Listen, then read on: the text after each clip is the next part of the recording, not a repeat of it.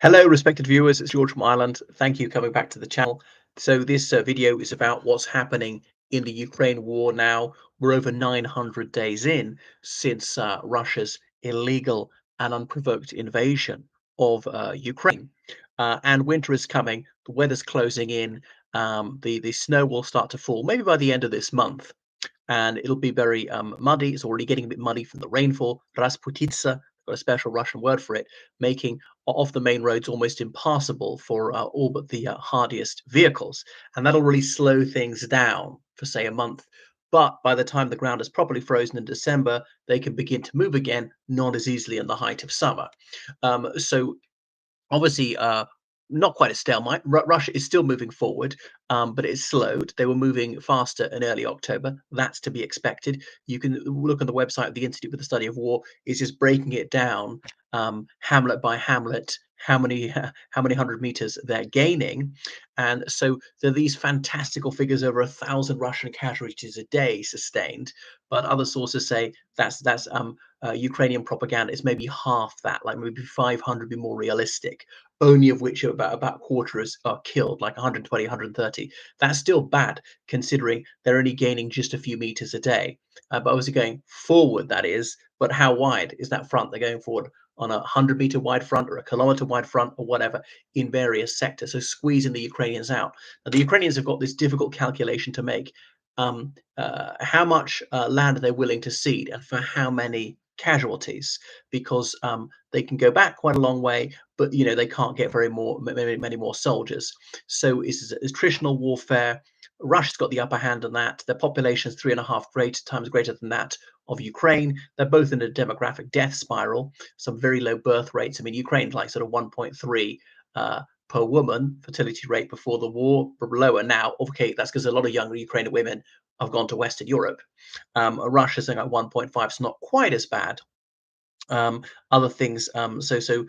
Russia had 10 million migrant workers before the pandemic. They now got 6 million. And so this spate of racism against Central Asians since the Kroger City Hall attacks has made their demographic death spiral worse. There was often single young men rather than women of childbearing age or whole families coming. But nevertheless, there were some children or at least some young people to work. Russia's just throwing bodies at this, but Putin really doesn't want to have to order a wider draft. That caused panic stations in 2022. That September it was called off after a while. Some people are exempt from that. The police are exempt from that, intelligence officers and so on. But okay, they could be better prepared, batten down the hatches so people can't leave. But they don't want that to happen. People would leave, some of them illegally if necessary. Their border with Kazakhstan is, I think, the second longest land border in the world. It's over 2,000 kilometers long, and Russia, obviously, its security resources are stretched very thin indeed away from the Ukraine war. So some people would get across that porous border. So Russia's having a difficult time. Their economy is still growing, but less and less than it was. So people used to say that stringing this war out plays to Russia's advantages because of their enormous resources. Although in some ways that's not true, because they're burning through the national wealth fund by the end of 2025. Will have spent it all.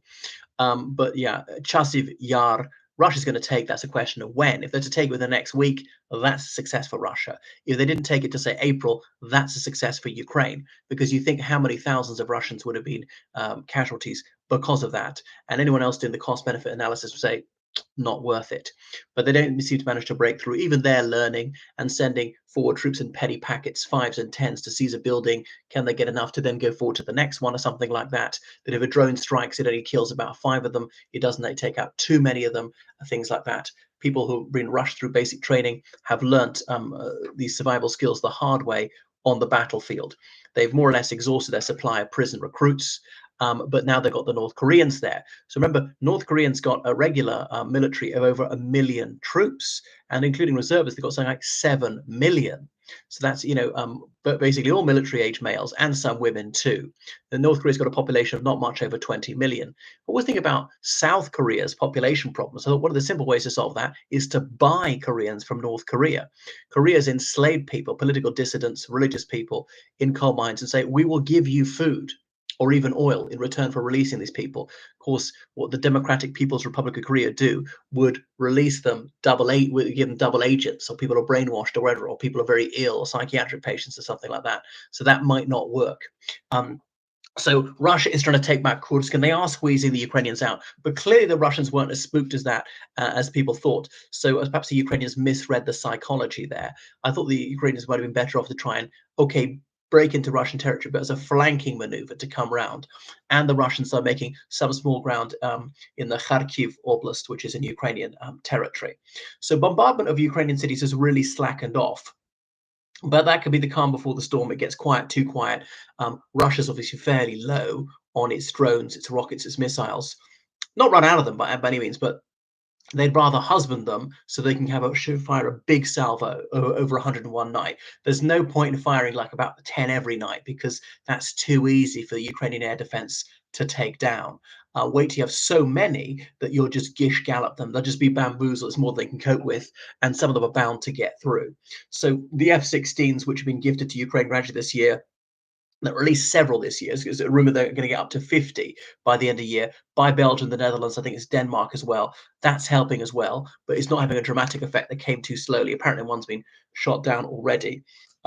So they're grateful for that. They're often training in Romania, a NATO country with whom Ukraine's actually got increasingly amicable relations. There was a lack of amicability, part of the dispute over Snake Island. I remember my first couple of months in Romania, teaching this business executive, and seeing on the big map of Romania on the wall, and seeing Insula Șarpele, the island of snakes. The Romanians call it the same thing in their language. So it's disputed by the two. Moreover, Bukovina. Okay, Stalin, he took northern Bukovina off Romania in 1940. Southern Bukovina is still part of Romania, and there's some ethnic Romanians who are there. But anyway, they decided to let bygones be bygones. This is petty as compared to Russia reconquering Ukraine and then threatening Romania's northern border.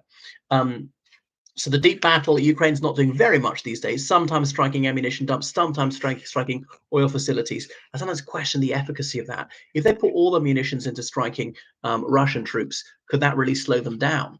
And they say that, artillery inflicts over 7%, so it's over 70% of casualties. Small arms is inflicting under 10% of casualties.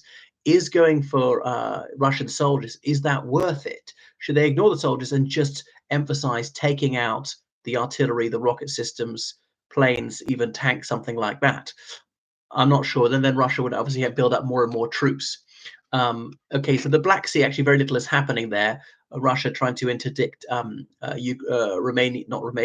Ukrainian exports, which often go through Romanian territorial waters as soon as they can, thinking they'll be relatively safe there. And I don't think Russia's gone so far as to strike anything in Romania, therefore NATO territorial waters. Conscription, Ukraine is short of soldiers. These men are exhausted. Some of them were, say, drafted in 2020 due to leave military service in 2022. Then the war happened. They've been kept in. They're meant to get 10 days off at least twice a year. Sometimes leave has been cancelled because the situation is so urgent. And some of them are going mad about this. They're increasingly going AWOL. Then they're arrested, brought back. And so long as they agree to serve, they just write that off the first time. They don't the second and third time. A really cushy number is to be posted to the border guards serving on the western border with Slovakia or Hungary or Romania or Moldova or Poland. There's no danger there. Your main task there is to prevent Ukrainian young men crossing the border illegally, and you can extort bribes to let them, or you could take the opportunity to run away yourself. There are a few border guard units which are posted to the east to fight against Russia. So Ukraine, what they sometimes say to guys, no, you can't leave military service, but you can go to a border guard unit in the west, which is safe. And often you're sleeping inside. Maybe your wife and children can come to join you. Don't want to be disrespectful to Ukrainian women. There are Ukrainian women in the armed forces serving at the front. They're only about 5% of the Ukrainian military, but I don't want to pretend they're not there. So, and Ukraine's had virtually no success recruiting people from abroad this year. They're not really trying. There's a Ukrainian Legion for the International Legion for the Territorial Defense of Ukraine, and they're paid at the same rates as Ukrainian soldiers, which is, say, very low. So you do it for idealistic reasons. You don't do it for filthy lucre. But they could try and offer tempting salaries which appeal to people from Pakistan or Nepal or whatever. That's where Russia's managed to recruit some troops, but then making no attempt to do so. But the Ukraine just needs to widen conscription from the age of 18. And they said something like 45% of Ukrainians don't think it's shameful to dodge military service, 30% do. I can't blame the guys who evade it, because, okay, I wouldn't want to get killed either. But if Ukraine's going to win, they're going to have to do it. And then the real danger for Ukraine is Trump. If Trump comes back, he's almost certainly going to reduce military aid to Ukraine, if not cut it off altogether. Now, even if Trump doesn't win, the Republicans could control the Senate or the House of Representatives. Almost certainly they control one of them. Even if the Democrats get the White House and both houses of Congress, the Democrats are going to show less liberality than before. The situation is not looking good for Ukraine, because, where they're going to get something like $60 billion per annum from the United States, in addition to what the European Union and other allies give, like Australia or South Korea or Japan. Some of those countries like South Korea and Japan always only gave non-lethal aid, like flak jackets, helmets, ready-to-eat meals and things like that. But, other NATO countries, they could afford that $60 billion in addition to what they already give. They could, but they're probably too short-sighted to make this investment in their own security. Budgets are quite strained. There's war weariness. The communists in Western Europe, the neo-Nazis, they're deeply sympathetic to Putin's totalitarian regime, and they will be peaceniks by cutting off the Ukrainians. So it's quite worrying for the Ukraine if unless there's an excellent result from them from the United States. But yeah, so where are we going to be a year from now if there isn't peace? They'll both be running rather low. I think Ukraine's situation will deteriorate. No doubt they'll be pushed back. I mean, not dramatically. It'll be in the tens of kilometers. That'll still be worse. Will Russia be more exhausted first? I don't think so. I think there's going to be a messy compromise. One thing Ukraine's not doing, which should be doing, I know it's quite short resources, is build up some impenetrable defensive line like the Surovikin line that the Russians built. I know they've been incompetent in all sorts of other things, but military experts have said that was superb. And it was really unbreakable. And the Ukrainians need to do that. If they cannot expel the Russians, they could at least stop them ever advancing any further. Thank you for watching my channel. Make sure you subscribe on Patreon, donate on PayPal, George Callahan 79 at gmail.com. Goodbye.